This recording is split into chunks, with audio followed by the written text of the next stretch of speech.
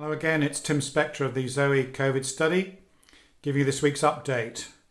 And the news is that rates are still slightly on the increase from last week. There have been a few fluctuations, but levels are around 4,000 new cases a day. But there's no sense that this is in any way out of control. And it's important to put these figures into context. This compares to the nearly 70,000 new cases per day we were seeing in January. And also when we look at our European neighbours, we can see that we're still one of the lowest in Europe, and we're still 3 times lower than many of the other countries like France, although luckily most of those countries are getting vaccinated and also getting lower. So what's behind this change? So let's look at the data in a bit more detail.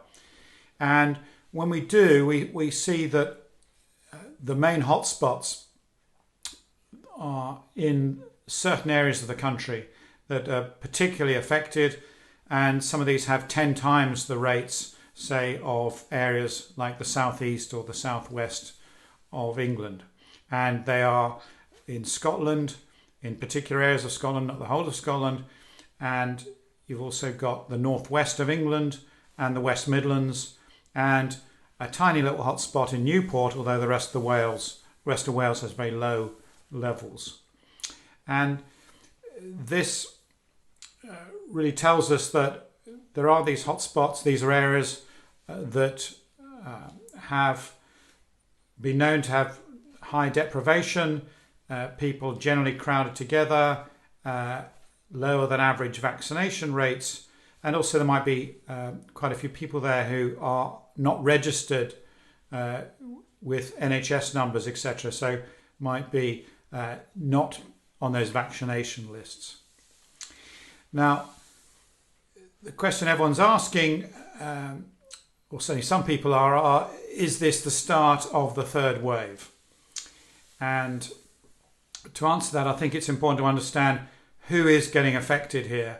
And age is a key metric that we need to bear in mind, because we're not seeing really any change in the over 50s in our rates over the last few weeks. Everything seems to be in that group under 30. That's where most of the action's coming from. The 10 to 19-year-olds and then the 19 to 30-year-olds.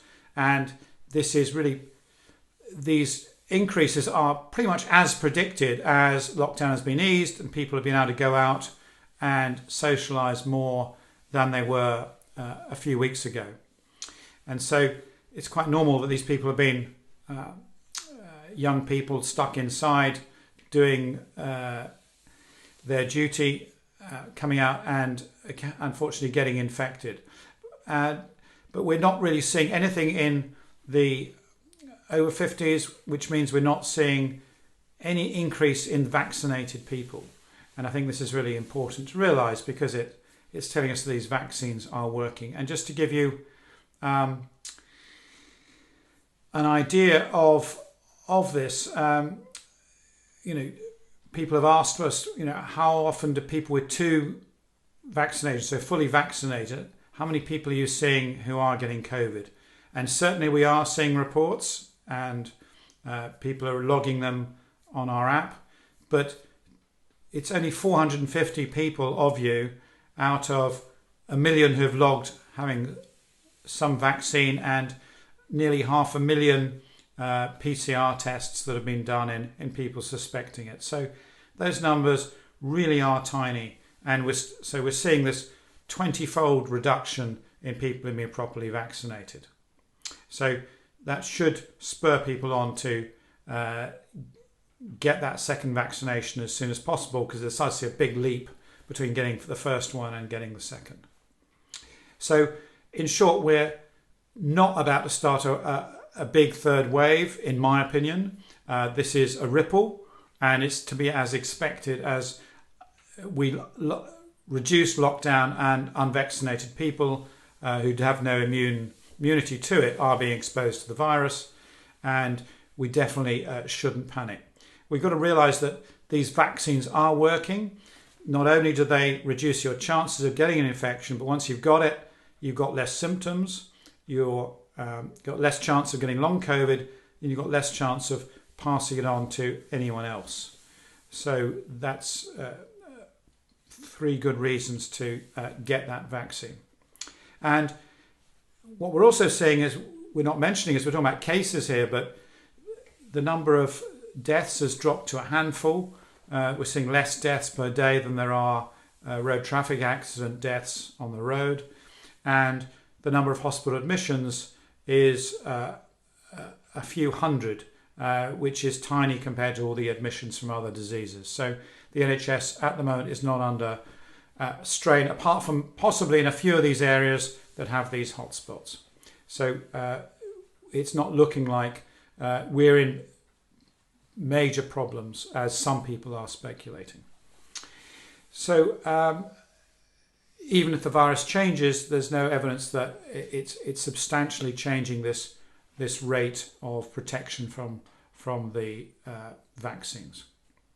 Now, we're no longer calling it the virus by its origins. The WHO came out yesterday and said that we're now calling them from the Greek alphabet. So in future we'll be calling what was known as the Kent variant, the Alpha variant, and what was known as the Indian variant from the Delta one. I think this is good news. We don't have to stigmatise areas or people anymore. And finally, we're delighted to announce that the Department of Health has extended our grant, given us another £3 million to continue the work for another year. And this really is a big thank you to all those citizen scientists out there who've contributed data and allowed us to publish over 24 papers and keep informing everyone out there about what's going on in a completely different way to all the other surveys, so retaining independence. And you guys have been absolutely crucial in giving us this amazing tool for which to really work out what's going on in real time and learning so much more. So thank you again for doing that, and thanks for continuing to log and help out research. So do remember to like and subscribe this channel, hit the notification bell if you want to be told when the next video is coming up, and finally, keep logging, stay safe.